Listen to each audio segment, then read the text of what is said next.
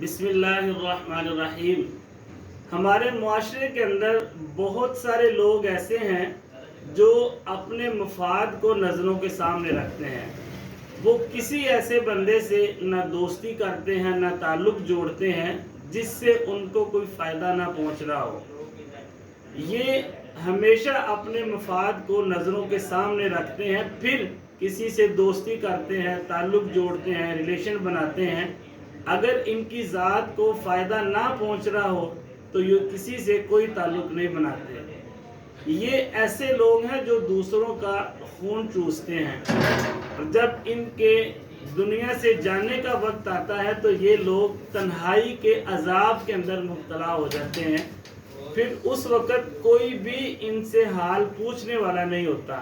وجہ کیا ہے کہ جب دنیا کے اندر ان کے پاس پیسہ تھا، انرجی تھی، ان کے پاس اختیارات تھے، اس وقت انہوں نے نہ تو کسی سے دوستی کی، نہ کسی سے اچھے تعلقات بنائے، اور نہ ہی کسی کے لیے آسانی پیدا کی۔